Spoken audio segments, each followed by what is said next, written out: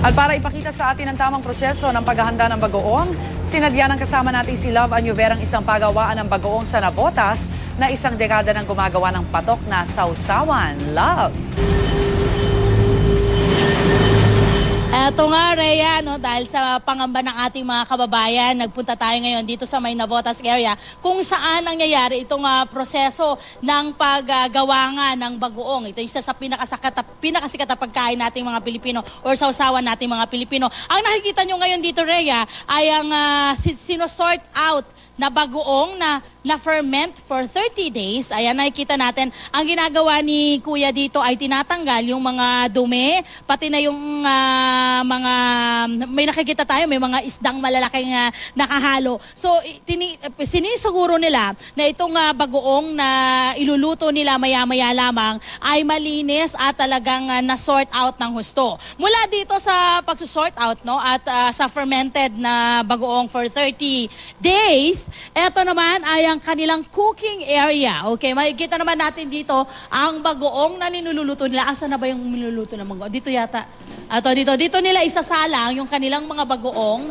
Nalulutuin nila naman for 2 to 3 hours, Rhea. No, yun yung gagawin nila. At pag naluto na, yan, dito yung mga lagayan nila. Ito yung mga high-tech. Ayan, nilalagay na ni Kuya yung bagoong. Yan, iluluto nila yan ng 2 to 3 hours. At pagkatapos niyan, pagkaluto, mula dito sa cooking area, ayan, dadalhin naman nila dito sa tinatawag nilang parang palamigan or yung kung saan papalamigin nila yung niluto at ilalagay po nila dito sa mga lagayang ito. Makikita natin, meron na ditong mga na pinapalamig, no? 2 to 3 hours din ang bibilangin ng pagkaluto nila. At makikita natin na nagkaroon na ng kulay. Ang ginagamit daw po nila ditong pangkulay ay F3 na pwedeng makonsume ng ating mga kababayan at hindi sila magkakaproblema sa kanilang kalusugan. No? Ayan, pagkatapos sa palamig ng 2 to 3 hours, dadalhin nila po yan dito sa bottling section.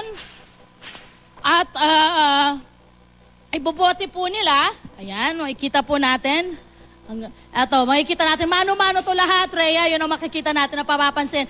Kaya nga masisiguro nga yung kaayusan at kalinisan ng kanilang mga produkto. Ayan, makikita natin, binubote po nila isa-isa yung, or mano-mano, yung mga bagoong na naluto na. Ayan, at pagkatapos nun, pag nabote na po yan, babalik tayo ulit dito.